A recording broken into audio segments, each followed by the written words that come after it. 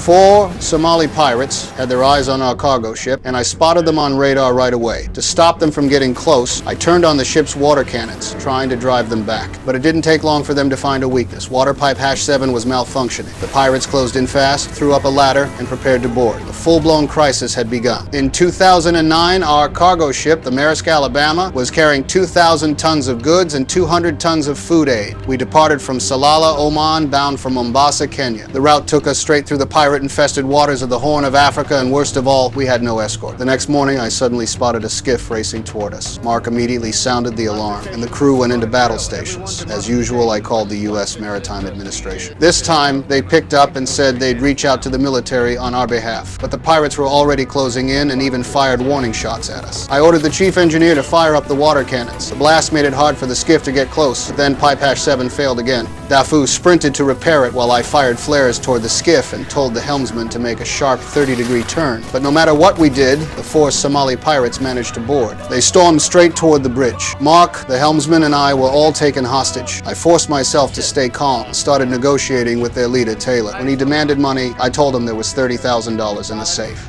but that wasn't enough for him. Right then, the chief engineer secretly shut down the ship's engines. The pirates were confused and tense. I quickly improvised, telling them the systems had glitched because they were pushing the ship too hard, which caused it to shut down. One of the pirates began slamming random buttons on the control panel and suddenly realized they hadn't seen the rest of the crew. Over the radio, he gave an ultimatum. If the crew didn't come out in 1 minute, he'd kill Mark and the helmsman. I argued desperately, telling them what they wanted was money, and killing people would only destroy any chance of negotiation. Finally, Taylor changed his mind. He brought a 16-year-old pirate with him and forced me to help search the ship. We worked our way down from the top deck. When he spotted a schematic of the vessel on the wall, he insisted on heading for the engine room. Thinking quickly, I told him the engine room was stifling hot and suggested they hit the kitchen first to eat something and regain strength. Both Taylor and the kid were starving, and the idea won them over. But just our luck, one of the crew was in the kitchen gathering supplies. Hearing voices, he hid immediately. I noticed water bottles scattered across the floor and realized what was happening. To cover for the crewmen, I gave a subtle signal. One of the pirates wasn't wearing shoes. Later, as they forced me toward the engine room, that same crewman quietly warned the engineers to scatter broken glass at the entrance. Sure enough, when the shoeless pirate stepped in, his feet were shredded and blood poured everywhere.